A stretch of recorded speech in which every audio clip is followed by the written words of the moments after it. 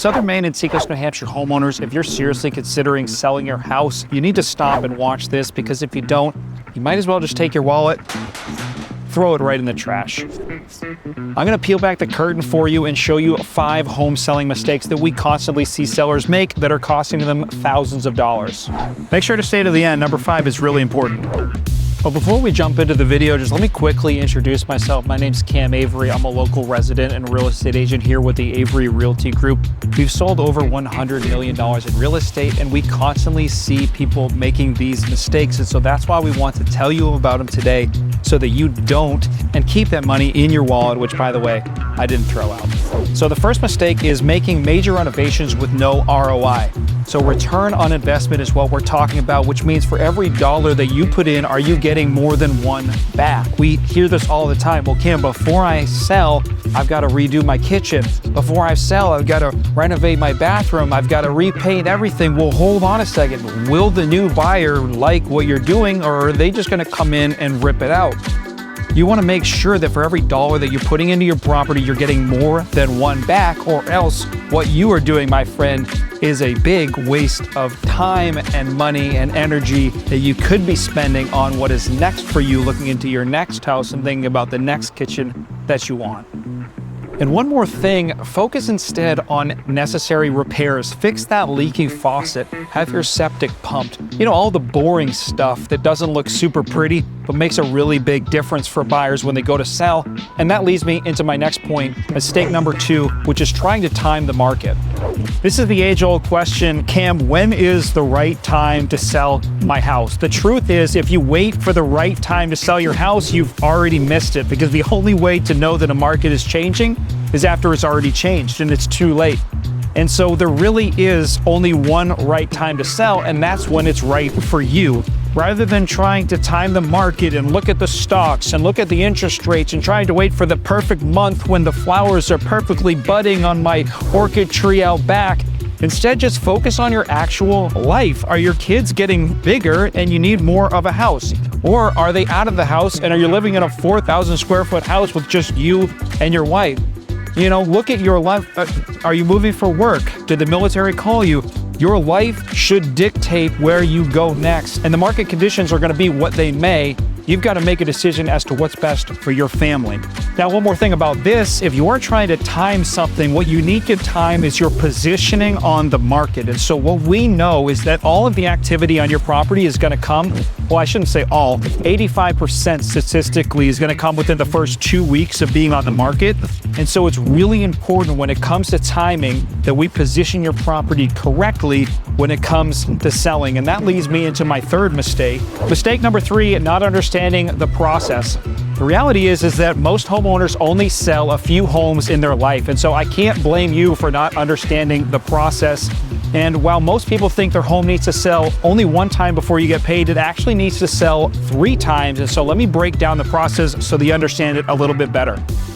So the first time your house needs to sell is during the offer phase. Now, most people are familiar with what an offer is, but if we do go under contract, we'll really break down a couple key things. First of all, what is the net purchase price? In other words, what you're walking away with. Is the buyer actually qualified, and how are they represented? The second time your house needs to sell is during due diligence, otherwise known as inspections. Now, there may be a time when we can cause a buyer to waive inspections. Of course, this would only happen if it's a highly competitive situation. Most likely, a buyer is going to have inspections. So we want to set clear expectations, what an inspection is for and what it's not. And finally is going to be the lender inspection, otherwise known as an appraisal. And so a bank will hire a third party known as an appraiser to come and assess the value of your property to ensure that it's worth what a buyer is paying for it. And so we want to make sure that we represent you really well. Now, I know I went through a lot of that very quickly, but if you are interested in learning more about the home selling process, you can actually book a direct consultation with us just by clicking the link right in the description below. And that brings me to my next point, which is mistake number 4, a lack of objectivity. Have you ever noticed that people have a tough time being objective to things that they're close to? All right, come on. The new parents, they bring in the baby. Oh, look at our baby. It's the cutest thing in the world. Oh my gosh. And you look at the thing and you think literally that thing looks like an alien. I don't even know what to do with this. But you smile and say, oh wow, that baby is so cute. Thank you so much for showing us, right? Well, we have a difficult time being objective with things that we're close to, and we see this as well with houses, okay? You've lived in your house for 20 plus years. You've got all sorts of memories. Oh, these are the stairs where my kids came down, and all of that stuff is great, and I don't want to diminish that at all. But when it comes time to selling, you've got to understand that buyers don't have that same emotional attachment to your house that you do. Now, sometimes we make the mistake of taking an emotional value and placing financial backing behind it.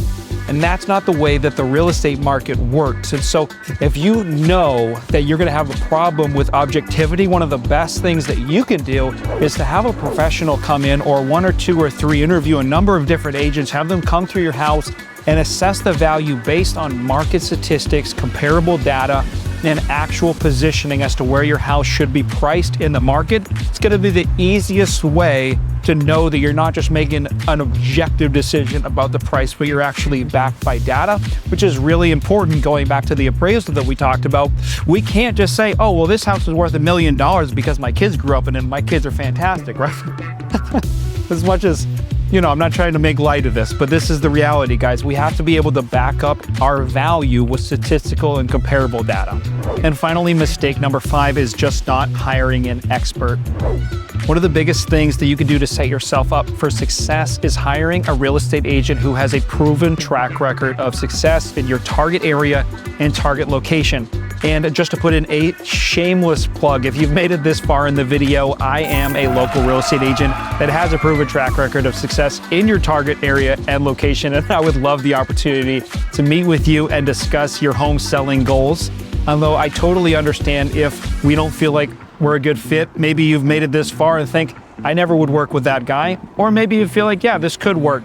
Definitely reach out to us and maybe a couple other agents to get a feel of the target market and area that, you know, you're selling a big asset, and you want to make sure that you're making the right decision with who you hire.